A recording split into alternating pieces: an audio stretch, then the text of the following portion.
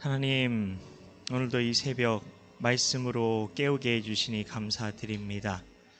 오늘의 이 시간 가운데 성령님 함께하여 주셔서 말씀으로 우리를 인도하시는 성령님의 인도하심을 경험하게 하여 주시옵소서. 믿고 감사드리오며 예수님의 이름으로 기도하옵나이다. 아멘. 찬송가 379장입니다. 찬송가 379장입니다.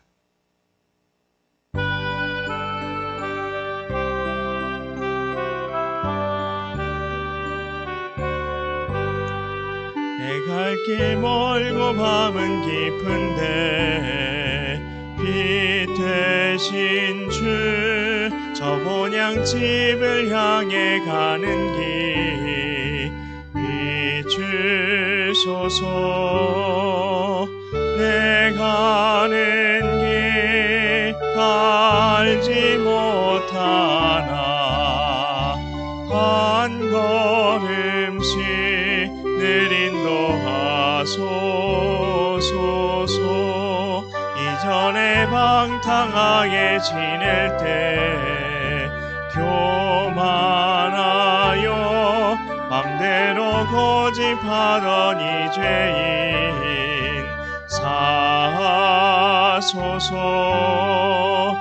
내 지은 죄 다 기억 마시고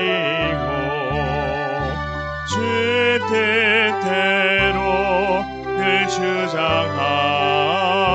주장하소서. 이전에 나를 인도하신 주, 장래에도 내 앞에 험산 줄령 만날 때 도우소서.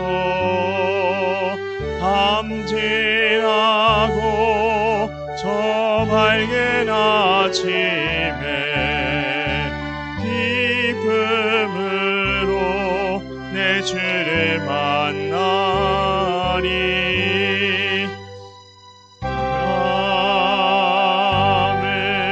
아멘. 하나님 말씀은 디도서 2장입니다. 디도서 2장 1절부터 15절까지의 말씀입니다. 제가 가진 성경으로 신약 성경 349쪽이 되겠습니다. 신약 349쪽 디도서 2장 1절부터 15절까지의 말씀 한 목소리로 봉독합니다. 오직 너는 바른 교훈에 합당한 것을 말하여 늙은 남자로는 절제하며 경건하며 신중하며 믿음과 사랑과 인내함에 온전하게 하고 늙은 여자로는 이와 같이 행실이 거룩하며 모함하지 말며 많은 술의 종이 되지 아니하며 선한 것을 가르치는 자들이 되고 그들로 젊은 여자들을 교훈하되 그 남편과 자녀를 사랑하며 신중하며 순전하며 집안일을 하며 선하며 자기 남편에게 복종하게 하라. 이는 하나님의 말씀이 비방을 받지 않게 하려 함이라. 너는 이와 같이 젊은 남자들을 신중하도록 권면하되 범사에 내 자신이 선한 일에 본을 보이며 교훈에 부패하지 아니함과 단정함과 책망할 것이 없는 바른 말을 하게 하라. 이는 대적하는 자로 하여금 부끄러워 우리를 악하다 할 것이 없게 하려 함이라. 종들은 자기 상전들에게 범사에 순종하여 기쁘게 하고 거슬러 말하지 말며 훔치지 말고 오히려 모든 참된 신실성을 나타내게 하라. 범사에 우리 구주 하나님의 교훈을 빛나게 하려 함이라. 모든 사람에게 구원을 주시는 하나님의 은혜가 나타나 우리를 양육하시되 경건하지 않은 것과 이 세상 정욕을 다 버리고 신중함과 의로움과 경건함으로 이 세상에 살고 복스러운 소망과 우리의 크신 하나님 구주 예수 그리스도의 영광이 나타나심을 기다리게 하셨으니 그가 우리를 대신하여 자신을 주심은 모든 불법에서 우리를 속량하시고 우리를 깨끗하게 하사 선한 일을 열심히 하는 자기 백성이 되게 하려 하심이라. 너는 이것을 말하고 권면하며 모든 권위로 책망하여 누구에게서든지 업신여김을 받지 말라. 아멘. 오늘도 새벽 예배에 자리 나오신 성도님들에게 주님의 은혜가 가득하시길 예수님의 이름으로 축복합니다. 디도서는 디도가 썼기 때문에, 목사님께서 잘 말씀해 주신 것처럼 디도가 썼기 때문에 디도서입니다. 디도는 바울이 정말 믿었던 동료였습니다. 그런데 성경이 디도에 대한 이야기는 거의 나오지가 않습니다. 그렇게 바울이 믿었던 사람이었다면 사도행전에 당연히 나와야죠. 근데 사도행전에 그의 이름이 안 나옵니다. 그는 갈라디아서 2장 3절에 의하면 할례받지 않은 이방인이었습니다. 유대인 출신이 아니었습니다. 그렇다고 어디 출신인지도 성경에는 안 나옵니다. 그는 고린도 교회에 바울 대신 편지를 전하기 위해 갔기도 했습니다. 그는 특히 문제가 많았던 고린도 교회를 위해서 바울 대신 수고를 참 많이 했습니다. 그는 바울의 마지막 순간까지 바울 곁을 지켰는데요. 바울은 그의 마지막 편지라고 알려져 있는 디모데 후서에서 디도를 디모데와 함께 나의 참 아들이라 부를 정도로 디도를 참 아꼈습니다. 그런 디도에게 쓴 편지가 디도서입니다. 디도서가 바울의 마지막 편지라고 보는 학자들도 있습니다. 디도서가 마지막 편지이든 디모데후서가 마지막 편지이든 바울은 그의 생의 마지막 순간에 사랑하는 아들 디도에게 편지를 남긴 겁니다. 잘 아시는 것처럼 바울은 자식이 없었잖아요. 바울이 결혼을 했다, 이혼을 했다는 얘기도 있고, 그리고 처음부터 결혼을 하지 않았다는 그런 주장들도 있지만, 주장이 다 다르기 때문에 어쨌든 결혼을 했다가 어떤 일로 그렇게 됐든, 아니면 하지 않았든, 어쨌든 자식이 없었기 때문에 디도와 디모데는 정말 자식과 같이 생각하면서 그렇게 돌봤던 너무나 소중한 사람들이었습니다. 그렇기 때문에 이 편지는 바울의 유언장과도 같다고 보시면 됩니다. 오늘 말씀의 시작은 1절에 보시면 바른 교훈에 합당한 것을 말하라 말합니다. 왜 바른 교훈에 대해서 말한 걸까요? 왜 바른 교훈에 대해서 얘기한 걸까요? 어제 큐티 말씀은 1장 10절에서 시작이 되는데요. 그거 좀 보셔야 됩니다. 거기 보면 11절에 할례파 가운데 마땅하지 않은 것들을 가르치는 사람들이 나온다고 말합니다. 마땅하지 않은 교훈이 퍼지고 있었다는 겁니다. 디도는 지금 그레데 섬에 있었는데요. 그레데는 그 지도에서 보신 것처럼 그리스 아래 지중해에 있는 아주 큰 섬입니다. 그게 크레타라고도 불려요. 그래서 거기서 크레타 문명이 거기서 나왔다는 이야기도 있습니다. 그런 큰 섬인데 바울은 디도를 그레데 섬에 있는 교회의 목회자로 세운 겁니다. 그런데 거기서 마땅하지 않은 교훈이 퍼지고 있었던 거예요. 마땅하지 않은 교훈이 헬라어 성경에 보면은 바르지 못한 교훈이기 때문에 바울은 바른 교훈에 대해서 말하고 있는 겁니다. 그런데 바울은 디도서 2장 1절에서 바른 교훈을 행하라 말합니다. 행하라. 바른 교훈에 합당한 것을 말하라고 가르칩니까? 네. 말하라고 합니다. 행하라고 하는 게 아니라 말하라고 합니다. 바른 교훈을 행하라고 말하는 게 아니라 바른 교훈에 합당한 것을 말하라고 가르치고 있습니다. 바른 교훈은 행해야지. 행함으로 보여줘야지. 왜 말하라고 말합니까? 왜냐하면 1장 11절을 보십시오. 그들의 입을 막아버려라 말합니다. 그들은 1장 10절에 보면 헛된 말을 했다 말합니다. 그래서 자꾸 말을 하라고 얘기하는 겁니다. 그럼 헛된 말이 뭡니까?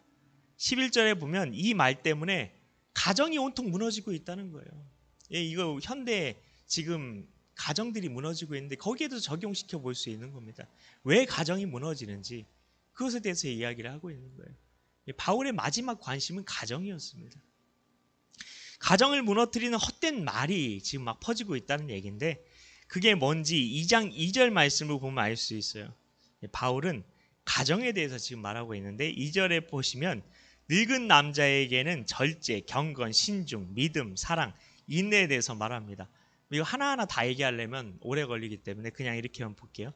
3절에 늙은 여자에게는 행실의 거룩함, 모함하지 않는 것, 술의 노예가 되지 않는 것, 선한 것을 가르치는 것에 대해서 말합니다. 4절에 젊은 여자에게는 남편과 자녀를 사랑하는 것, 신중한 것, 순전한 것, 집안일 하는 것, 선한 것, 남편에게 복종하는 것에 대해 말합니다. 6절부터는 젊은 남자에게는 신중함과 선한 일에 본을 보이고 부패하지 않은 교훈과 단정함과 책망할 것이 없는 바른 말에 대해서 얘기를 하죠. 9절부터는 종들에 대해서 말하기를 상전에게 범사에 순종하여 거슬러 말하지 않는 것, 훔치지 않는 것, 참된 신실성을 보이는 것에 대해서 말하라고 말합니다. 계속 말하라. 이것들이 뭔지는 이렇게 하시면 마음에 확 와닿는데요. 2절에 늙은 남자에 대한 말씀을 이렇게 한번 바꿔보십시오. 하지 않고를 넣어보세요. 이게 어떤 건지 탁 마음에 와닿아요. 늙은 남자가 절제하지 않아요. 경건하지 않아요. 신중하지 않아요. 믿음을 갖지 않아요. 사랑하지 않아요. 인내하지 않아요. 정말 끔찍하죠. 다 해볼까요 그냥? 3절에 늙은 여자는 행실이 거룩하지 못하다는 건 답지 못하다는 겁니다. 인생에 연륜이 있으면, 신앙에 연륜이 있으면 다워야죠. 근데 그렇지 못하다는 거예요. 모함하고 술의 노예가 되고 선한 것 가르치지 않고. 4절에 젊은 여자도 한번 적용해보면 남편과 자녀를 사랑하지 않아요. 신중하지 않아요. 순전하지 않다는 건 순결하지 않다는 겁니다. 집안일 하지 않고 선하지 않고 남편에게 복종하지 않고. 자, 6절 젊은 남자도 넣어볼게요. 신중하지 않고 선한 일에 본을 보이지 않고 부패하지 않은 경우는 관심이 없고 단정하지 않고 책망할 것이 없는 바른 말에 관심이 없습니다. 9절의 종들은 사사건건 종들에게 상전에게 사사건건 거슬러 말하고 훔치고 진짜 거짓되고 정말 이런 일이 일어나고 있었다는 겁니다. 끔찍하죠. 왜입니까? 왜요? 무슨 파 때문에 이런 일이 일어났다고요? 1장 10절에 보면 할례파 때문이라고 말합니다. 할례파가 왜 문제죠? 바울은 로마서에서 할례에 대해서 계속 얘기해요. 보시면 왜 계속 할례에 대해서 얘기했을까요? 구약에 보면 하나님의 백성은 뭘로 된다고 되어 있습니까? 구약에 언약이 있는데요. 할례 언약. 아브라함 때부터 시작된 할례 언약. 할례 받으면 이스라엘 백성이래요. 하나님의 백성이에요. 근데 우리는 뭐라고 배우고 있습니까? 우리가 이 시대에 갔으면 이 주장들 가운데 내가 할례 받아야지만 하나님의 백성 되는 거 아니야? 그건 고민을 했어야만 됐다는 거예요. 근데 우리는 하나님의 백성이 어떻게 된다고 알고 있죠? 회개하고 예수님을 나의 주 나의 하나님으로 영접하면 하나님의 백성이 된다고 믿고 있지 않습니까? 할례파는 근데 그냥 할례 받으면 구약에 그땐 성경이 구약밖에 없었으니까 할례 받으면 하나님 백성이 된다고 말하고 다녔습니다. 구약 성경에도 나오니까 그때 구약밖에 없었으니까 사도들도 난감한 거죠. 이것 때문에 회의도 열리고 그랬어요. 그런 사람들은 할례 받으면 하나님의 백성이니까 적당히 살아도 천국 간다. 그렇게 생각한 겁니다. 바울은 이런 사람들을 위해서 1장 12절에 악한 짐승이라고 얘기하고 있고요. 배만 위하는 게으름뱅이라고 말합니다. 바울은 1장 16절에서 말하는 것처럼 하나님을 믿는다고 입으로 시인하지만 행위로 부인하면 그 사람은 가증한 사람이라고 말합니다. 하나님은 입으로 믿는 게 아니라 행위로 믿는다는 거죠. 그래서 바울은 2장 11절에서 구원받은 사람이 받은 은혜에 대해서 이야기를 합니다. 구원받은 사람은 은혜 받은 사람은 그냥 천국 가는 게 아니라고 말하고 있어요. 12절 보십시오. 12절에 바울은 구원받은 사람을 하나님께서 하시는 게 있다고 하는데요. 그게 뭡니까? 양육입니다. 양육. 자녀를 낳기만 하고 양육하지 않은 것 부모입니까? 아니죠. 요즘 뉴스 보십시오. 낳기만 하고 양육도 안 하고 그냥 그 정도만 하면 좋겠는데 끔찍한 일들이 벌어지고 있죠. 하나님도 똑같으십니다. 양육하길 바라신다는 거예요. 하나님. 그러면 어떤 사람으로 하나님은 우리를 양육하기 원하실까요? 오늘 말씀의 제목입니다. 14절 하반절을 보십시오.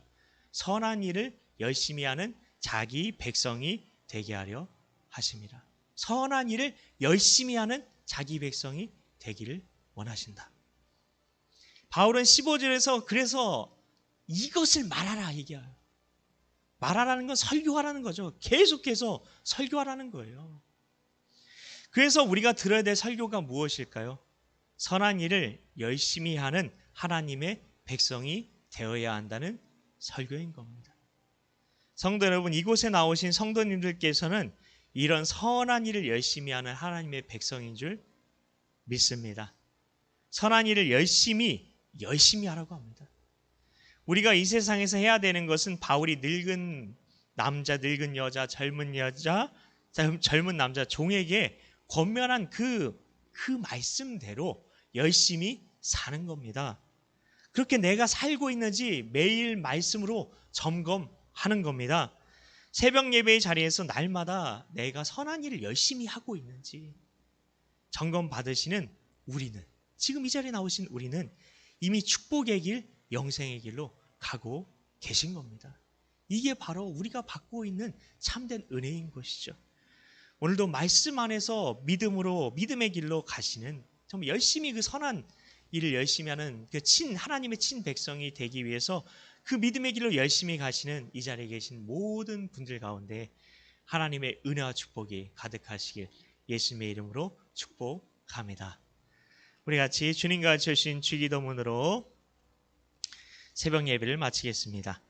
하늘에 계신 우리 아버지, 아버지의 이름을 거룩하게 하시며 아버지의 나라가 오게 하시며 아버지의 뜻이 하늘에서와 같이 땅에서도 이루어지게 하소서.